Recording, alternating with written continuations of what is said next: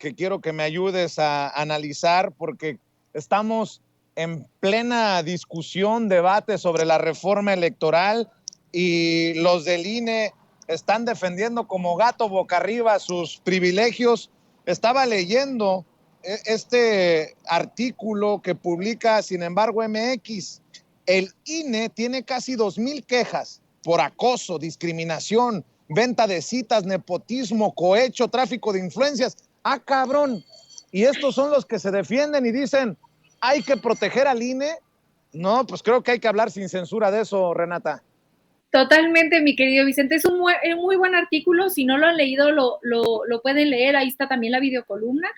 A mí me gustaría empezar este pequeña aportación diciendo que reconozco el triunfo discursivo que logra hacer la derecha en cuanto a el gran funcionamiento, el supuesto gran funcionamiento de los organismos autónomos en nuestro país, ¿no?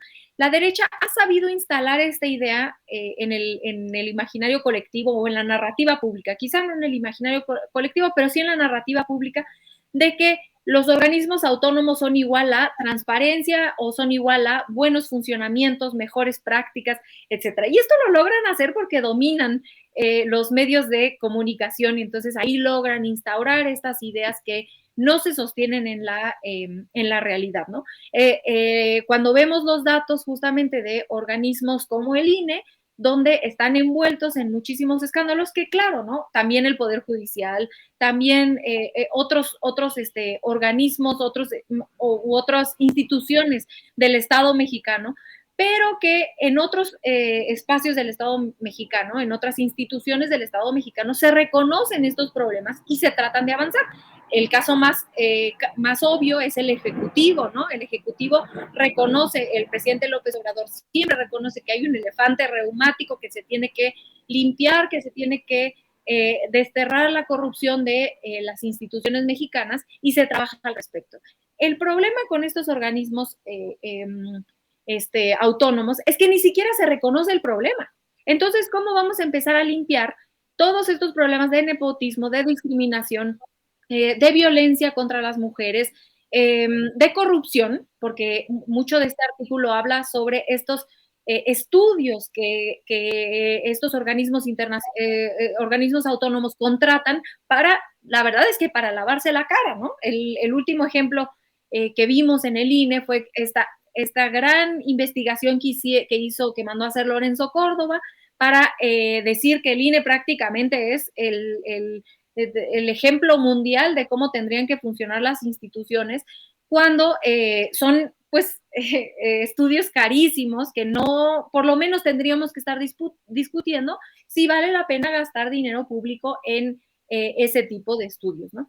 Entonces yo lo que creo que este tipo de información a lo que nos debe llevar es de regreso a la reforma electoral, donde se plantea, uno, la disminución del presupuesto público, tanto a los partidos políticos como a el instituto, lo que sería el INEC, el Instituto Nacional Electoral y de Consultas, aunado a muchísimas otras cosas democráticas que ya hemos platicado en este espacio, pero que además permite que los y las consejeras, uno, se reduzca el número, pero que además se elijan mediante el voto popular. Entonces, de esa forma, el pueblo tiene el derecho de decir, oye, no, esta persona no está representando lo que yo considero, lo que el pueblo considera que son los valores democráticos de nuestro país, o no, yo no considero que el INE debería de estar gastando en esto, o no, yo no considero que el INE pueda mantener esta falta de transparencia en sus procesos de, por ejemplo, contratación de estudios externos, en estas cosas que no sabemos ni siquiera cómo se gastan y por qué se gastan.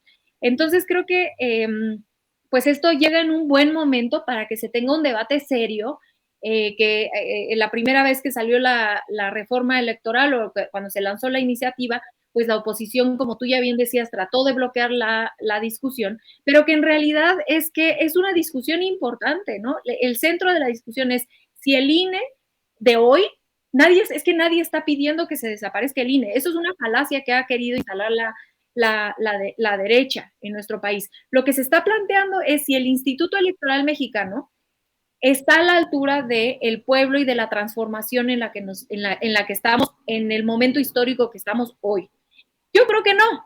Yo creo que hay adecuaciones que tienen que hacer en cuanto a presupuesto, en cuanto a quién elige, quién lo maneja, en cuanto a cómo se maneja.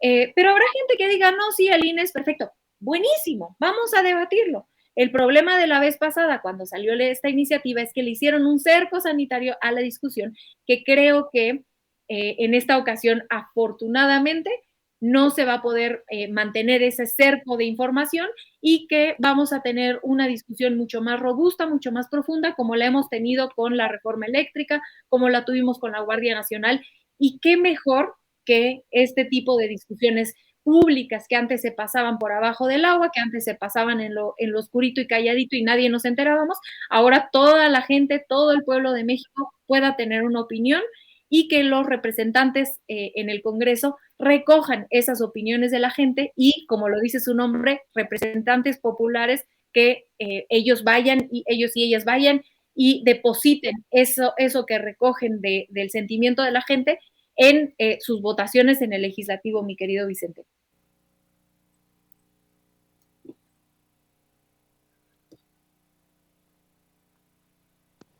Perdón. Te mando desde San Francisco, California, desde el conocido como Union Square. Un abrazote, Renata. Abrazote a Renatititititita. ¿Y por qué no cerramos invitando a la gente para que te siga en los espacios que conduces en tus redes sociales? Gracias, mi querido Vicente. Te mando un abrazo a ti y a todos los héroes y heroínas migrantes de allá de Estados Unidos. A mí me encuentran en @rturrent. Ya regresé un poco a Twitter, ahí me pueden encontrar. También en mi Instagram, @rturrent. Todos los miércoles me pueden ver en el Aquelarre y también los invito a leer la revista Sentido Común. Así, ahorita se los pongo en el chat, pero revista Sentido Común MX, donde todos los meses estamos hablando de diferentes temas importantes de la vida pública y tenemos columnas diarias buenísimas, entonces pues allá nos pueden encontrar, mi querido Vicente. Un abrazo a ti, a todo el equipo de producción y sobre todo a la querida audiencia que queremos tanto en este espacio. Claro que sí, un abrazo. Renata Turrent, hablando con nosotros sin censura.